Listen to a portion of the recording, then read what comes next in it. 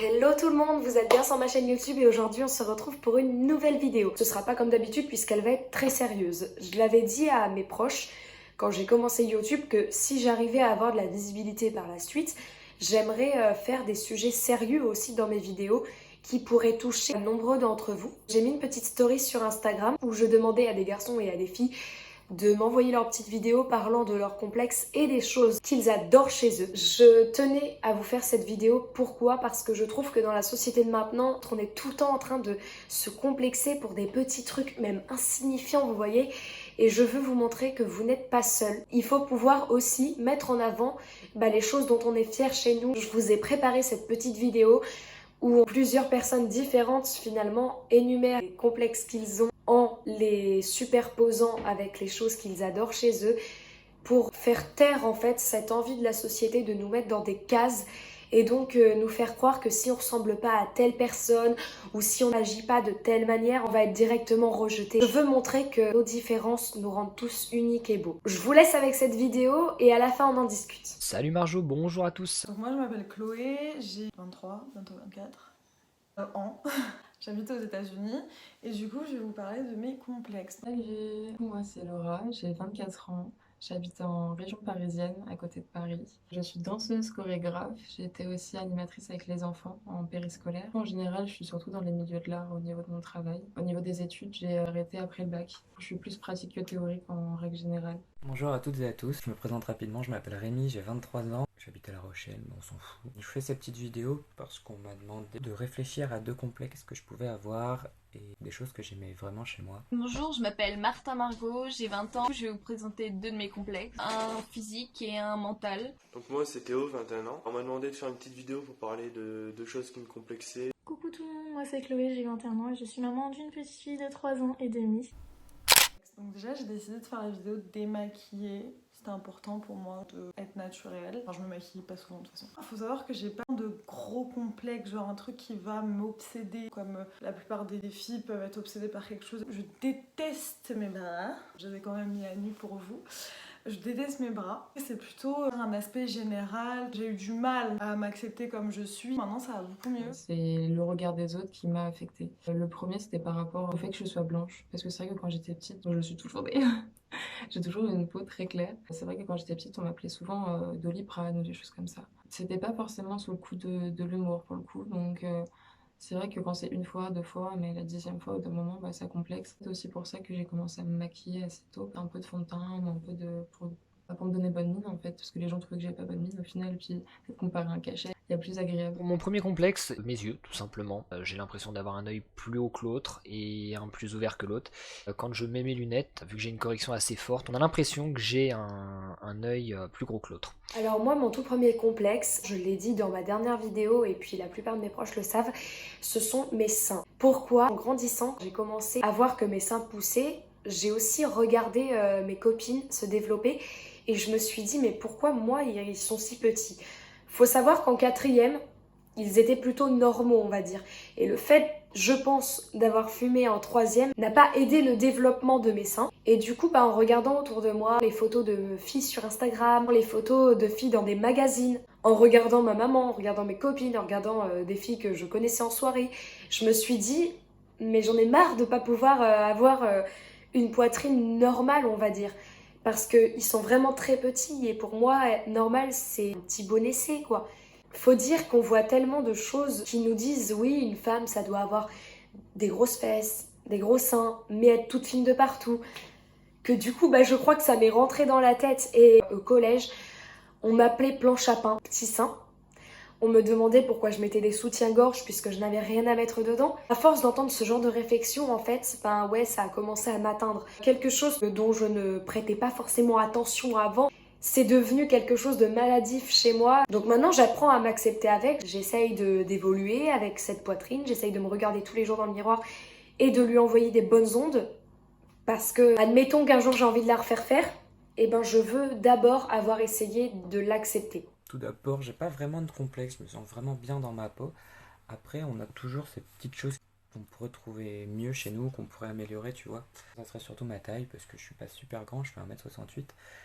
Et c'est vrai qu'on entend souvent qu'un mec ça doit être grand. J'ai un petit complexe sur ça mine de rien parce que des fois c'est pas facile de s'entendre dire ah mais t'es plus petit que tel. Certaines filles sont plus grandes que moi, c'est pas un souci, mais on se l'entend souvent dire et du coup c'est un peu pour quelqu'un qui aurait un peu de mal, ça peut vraiment le blesser fortement. Mon premier complexe qui est physique, comme beaucoup de filles, c'est le poids et depuis très jeune je pense qu'en fait on a l'habitude avec la société de voir une jolie fille comme une personne mince.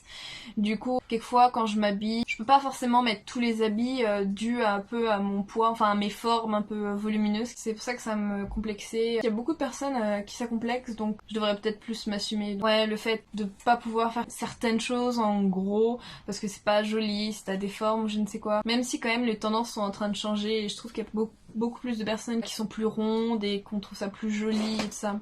Ça reste quand même la minceur et je vois beaucoup d'amis qui font beaucoup de régimes ou qui font très très gaffe à leur poids et tout ça. Je commencerai par mon poids. Je me suis toujours senti gros alors que j'ai été sportif de haut niveau et que j'ai eu les abdos, etc., etc. Mais même en cette période, je me sentais gros. Ce qui est marrant, c'est que maintenant que je suis plus gros que je ne l'ai jamais été, je me sens moins complexé.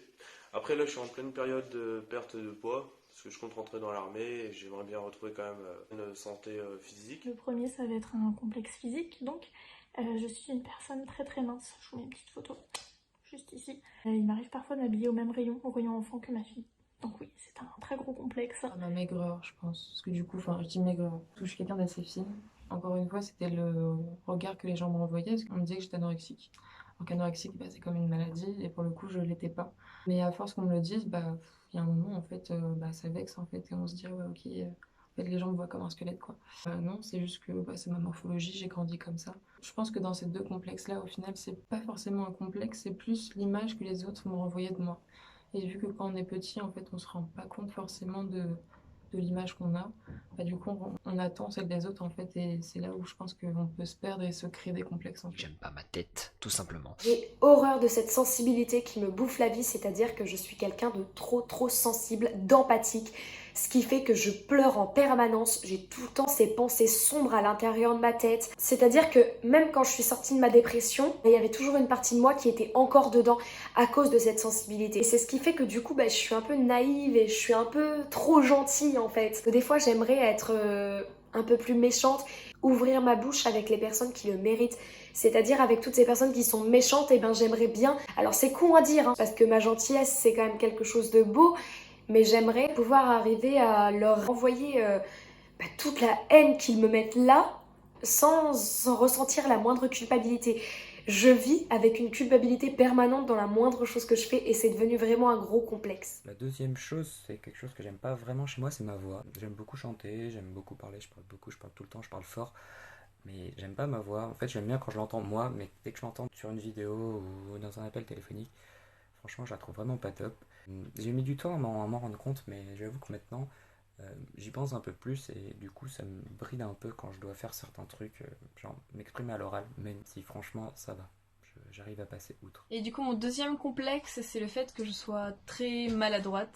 Il y a beaucoup de personnes qui peuvent trouver ça mignon, mais quand t'es dans un cadre plus officiel, c'est vraiment gênant, c'est au-delà de moi, donc ça me gêne quand même d'être maladroite et quelquefois je peux faire des boulettes et faire des choses qui peuvent être un peu gênantes ou être un peu méchante sur coup avec des personnes et du coup c'est pas forcément ce que je veux. Je dis pas les choses comme ils font ou je fais pas les choses comme il se doit, donc ça peut être quand même gênant pour certaines personnes. C'est mon œil, c'est un ptosis que j'ai à l'œil, donc c'est la paupière qui descend toute seule, qui se relève plus correctement, que j'ai attrapé suite à une infection à l'œil. Après je compte me faire opérer pour ça, mais ce sera pas pour tout de suite, je vais devoir apprendre à vivre avec. Le plus dur c'est que j'arrive pas à voir ma tête en photo, parce que c'est la première chose que je remarque alors que personne ne le remarque. Mais dans quelques années je compte bien me faire opérer pour rectifier le tir là-dessus. Je suis quelqu'un qui manque énormément de confiance en soi.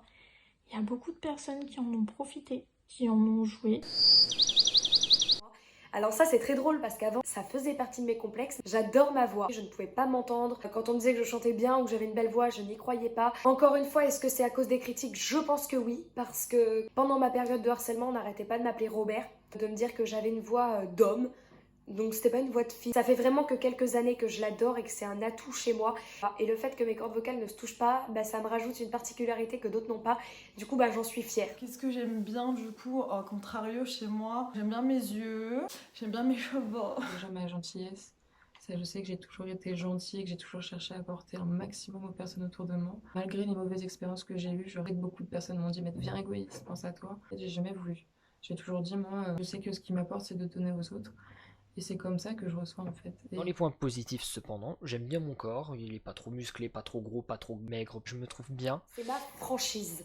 Et alors ça, je le crierai haut et fort, c'est que même si je n'arrive pas des fois à peser mes mots et que je peux paraître pour une fille froide et sans cœur, ce qui contraste beaucoup avec ce que j'ai dit avant, c'est mon papa qui m'a toujours appris à être franche et ça va être quelque chose que je vais garder jusqu'à ma mort. Je trouve que dans le monde actuel, on manque beaucoup de franchise. C'est-à-dire que les gens sont tellement plus habitués à entendre les choses, à ce qu'on leur dise ce qu'on a sur le cœur, que du coup quand on commence à leur dire, soit on est énervé, soit parce qu'on va les contredire, bah du coup on va pas du tout accepter les critiques d'après eux. Après, si je devais vraiment trouver quelque chose que j'adore chez moi, je pense que c'est mon sourire.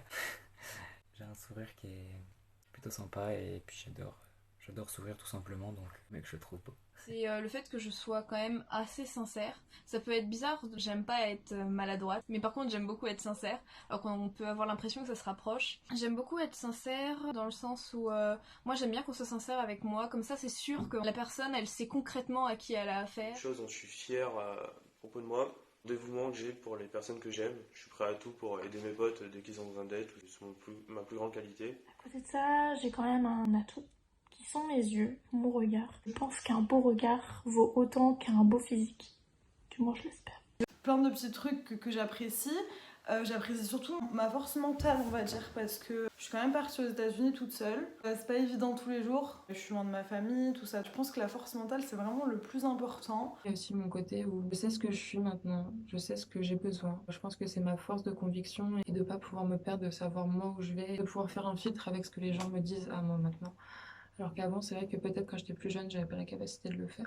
J'aime beaucoup mon mental, je me trouve très ouvert d'esprit et je trouve ça pas mal. C'est ma force de caractère. Ma grand-mère du côté de mon père passe son temps à me dire que je suis la force de caractère incarnée elle-même. Je pense qu'elle a raison. Il y a des moments où je pleure tellement que je me dis que je suis pas si forte que ça, etc. Mais j'ai le droit de pleurer, j'ai le droit d'avoir des moments de faiblesse. Malgré ce qu'on peut penser de moi, j'en ai rien à faire parce que ma capacité à me relever de n'importe quelle situation est quand même énorme. Sans vouloir me victimiser ou dire que je suis la pire parce qu'on a tous nos problèmes. Et en parlant à 2 personnes qui me sont vraiment proches, et quand elles m'ont dit que c'était ouf ce que j'avais pu vivre, que même une psychologue m'a dit que c'était quand même pas à sous-estimer, je me suis dit que oui, je suis quelqu'un de très fort, je suis une battante, je suis une survivante. Et ça me donne des frissons rien que de dire ça parce que j'ai mis longtemps à le dire, mais c'est mon plus gros atout selon moi, c'est la chose dont je suis le plus fière chez moi. Bon, il y a un deuxième truc sur moi que j'aime. Je pense que ce serait ma capacité à sociabiliser, à discuter avec tout le monde, à m'entendre un peu avec tout le monde quand même. Pour contraster ça et dire que c'est vraiment une qualité, moi j'ai qu'une seule chose à dire à ces personnes, c'est que j'ai toujours été quelqu'un de vrai, quelqu'un de sincère, d'honnête. J'ai jamais caché ce que je ressentais pour qui que ce soit. Je pense que c'est également une grande qualité. Ouais, on a tous des complexes ou des choses qu'on n'aime pas. En fait, il faut vraiment transformer le complexe en quelque chose qu'on apprécie moins par rapport à quelque chose d'autre, en fait. Moi, c'est ce que je me dis. J'essaie d'équilibrer les choses. C'est vraiment dans la tête. On idéalise, en fait, le corps de la femme, même l'état d'esprit, parce qu'un complexe, ça peut être un mental aussi, par exemple, quelqu'un qui est trop sensible. Ça peut être compliqué à gérer. On est tous nés avec des caractéristiques physiques, mentales, émotionnelles, ça. C'est comme si on créait un Sims, en fait. Vous imaginez si on était tous des copies conformes, genre? Si on ressemblait tous à Megan Fox, ce serait gavé chiant. Je pense que c'est une acceptation de soi. Le sport, ça aide beaucoup. Après, chacun son chacun, comme je dis souvent.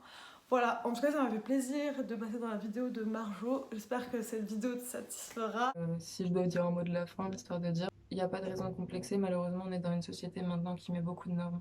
Une fille ça doit être mince, ça doit être bien maquillée, ça doit sentir bon, ça doit être grande, ça doit être élancée, ça doit être un talon. Ça doit montrer des parties de peau pour être sexy.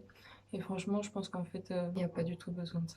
Quand au final, on discute avec les garçons, je parle du maquillage par exemple, il y en a plein qui vont te dire qu'ils préfèrent naturel. Ça, le problème, c'est qu'en fait, il y a des messages qui sont passés par la société qui ne sont pas forcément réels par rapport à ce que les gens pensent. C'est un problème de société, le complexe. Moi, il y a des personnes, par exemple, qui vont avoir une différence, que ça soit physique ou dans la mentalité, mais c'est ce qui donne son cachet, c'est ça qu'on adore. Quelqu'un qui a un caractère un peu difficile, bah, c'est ça qu'on va accrocher.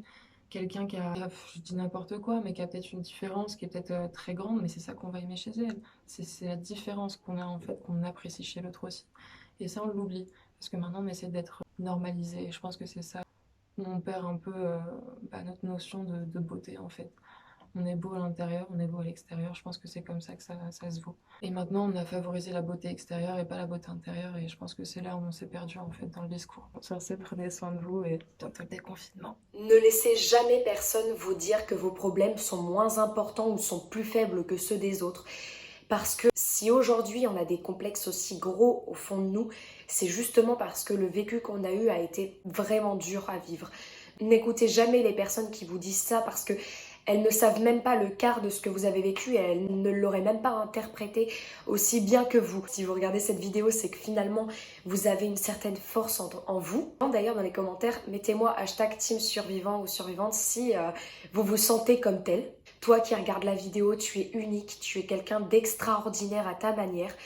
Donc ne laisse jamais personne te dicter comment tu dois être. Moi-même, quand j'ai eu une relation, j'ai commencé à m'effacer et à m'oublier afin d'être la personne parfaite pour lui. Et je me suis rendu compte que c'était mauvais parce que ça m'avait bouffé de l'intérieur. Ne changez jamais pour qui que ce soit, même si c'est votre famille qui vous dit de changer, restez tel que vous êtes. Alors si évidemment on vous dit de changer un petit truc qui peut vous faire du bien par la suite, enregistrez-le en vous et voyez si ça peut vous aider, mais ne changez jamais en fait pour quelqu'un qui va vous dire « moi j'aime pas comme t'es, je veux que tu sois comme ci, comme ça ».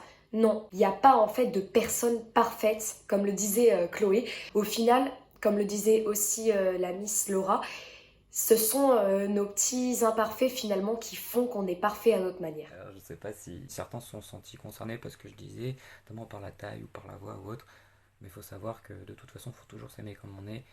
Que si on n'arrive pas à s'aimer, ne serait-ce qu'un petit peu, on ne peut pas s'ouvrir vers les autres et on ne peut pas vraiment aimer les autres.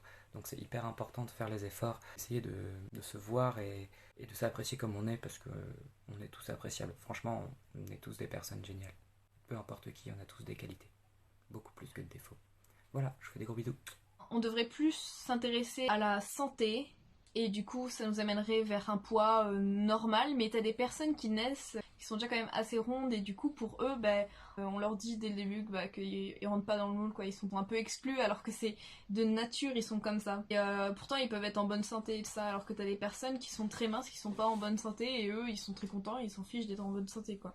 Je trouve que le poids ça peut être un gros problème quand même. Et puis il y a des maladies qui se sont développées justement à cause du poids. Il y avait un moment où j'avais vraiment beaucoup minci justement à cause de ça. C'est malheureux d'en venir à quelque chose comme ça, donc bon. Après, si j'ai un message à faire passer, c'est que je pense que tout le monde a ses petits défauts, tout le monde a ses petits complexes et que faut apprendre à vivre avec, quoi. Ils sont là, c'est tout, on peut rien y faire. Des fois on peut y faire quelque chose et c'est à soi de se motiver pour faire changer les choses. Et des fois c'est comme ça et on n'a pas le choix et il faut juste apprendre à vivre avec, quoi. Et tout le monde en a, même chez une personne qu'on trouve parfaite, elle aussi elle a ses complexes. Il faut vraiment les mettre de côté mais en faire une force en fait. Et voilà, c'est la fin de cette vidéo, j'espère qu'elle vous a plu, que vous avez pu en fait prendre conscience qu'on a tous finalement des complexes qui peuvent se rapprocher et en même temps se ressembler mais tout en étant éloignés. Si on a quelques petits complexes, finalement on peut les égaliser. Des fois on peut les étouffer avec les choses dont on est le plus fier. On peut pas vous dire d'arrêter de complexer parce que ce sera toujours en nous. Donc n'écoutez pas ceux qui vous disent oui mais tu devrais pas complexer parce que regarde, t'as vu commenter. Parce que cette personne, peut-être qu'elle envie une chose chez vous que vous détestez, vous enviez quelque chose chez elle qu'elle déteste. Vous voyez ce que je veux dire? Donc on ne pourra jamais nous les retirer. Moi la première, je le dis haut et fort. Mais on peut apprendre à vivre avec et à s'accepter avec. J'espère que cette petite vidéo vous a remis du baume au cœur. Vous avez vous sentir moins seul parce que c'était surtout ça le but. Et si c'est le cas, mettez un petit pouce bleu. Mettez en commentaire vos complexes, vos qualités. Dites-nous si vous êtes retrouvés dans l'un des caractères cités, dans l'un des traits physiques cités aussi. Qu'on discute en commentaire. Je vous aime fort, je vous fais 1000 bisous et puis on se dit à la prochaine. Et moi, je tiens à vous le dire, on est tous magiques et magnifiques.